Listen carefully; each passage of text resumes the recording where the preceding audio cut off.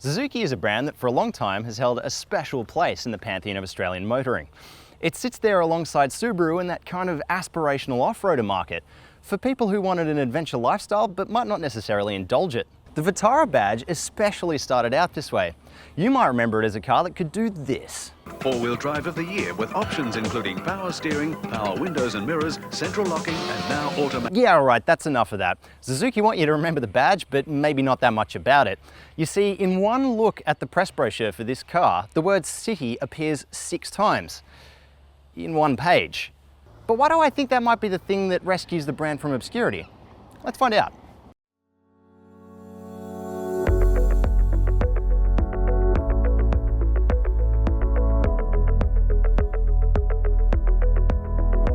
One look at the Vitara's squared off dimensions and you'd almost be forgiven for thinking it packs a decent amount of off-road prowess. All those elements that have captured the imagination of adventure types before are there. Tough angular lines, lots of ground clearance, plastic guards. It looks trendy but sensible, with style touches like black alloys and the two-tone roof available on our S-Turbo grade, setting it apart from more stoic segment rivals like the Mitsubishi ASX and Honda HR-V. Like all those competitors, the Suzuki is available in a mix of 2 or all-wheel drive. Our car, the S-Turbo grade, is the most city of the lot, being front-wheel drive and powered by this 1.4-litre boosted jet turbocharged engine.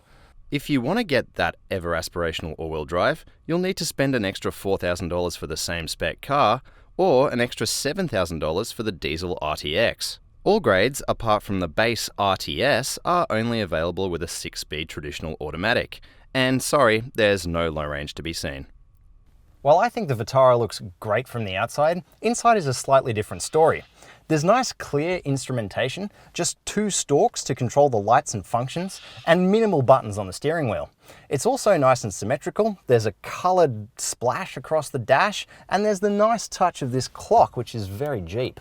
Look any closer though, and there's some fit and finish issues. Nothing in here is particularly modern.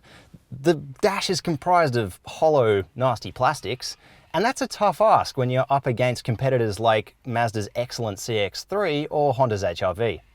Although it has the appearance of an off-the-shelf unit, the 7-inch touchscreen does help catapult Suzuki into the 21st century. It's perfectly functional, if horrible looking, and on the S-Turbo model grade has built-in nav plus Apple CarPlay to hide that awful UI. There's no Android Auto, so if you have one of those phones, tough luck, I guess. When I saw that the Vitara S-Turbo was powered by a 1.4-litre turbocharged engine, I was worried that it would feel a little underpowered, or at least turbo laggy. Thankfully, this 103 kilowatt engine feels neither of those things.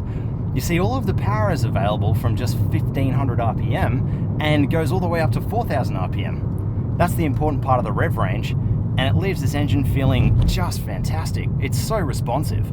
The fun factor's dialed up by the McPherson strut suspension in the front.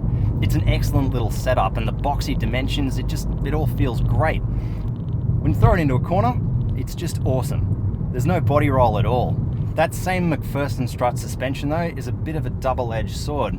You see, it feels incredibly busy over really poorly sealed surfaces like the one I'm on now. It's kind of rough, and combined with the lightweight body, it just has the car bouncing around all over the place. Boot space is bang on par for the segment. It's much bigger than a CX-3, but much smaller than the Honda HR-V.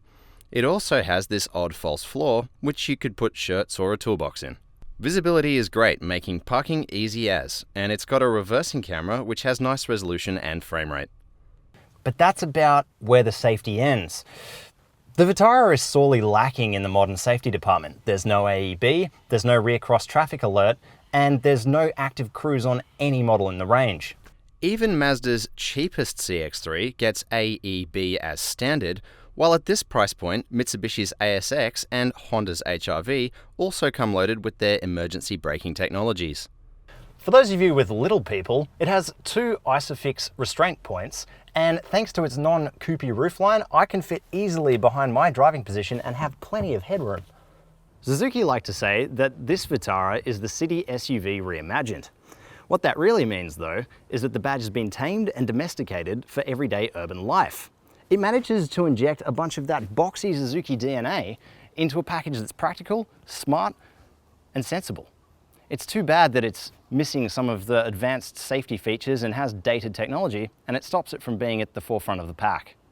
Drive of the year with options including power steering, power windows and mirrors, central locking and now automatic. So when you can have a Suzuki for much the same price as an ordinary car, who wants an ordinary car? Test drive a Suzuki, Sierra or Vitara, just for fun.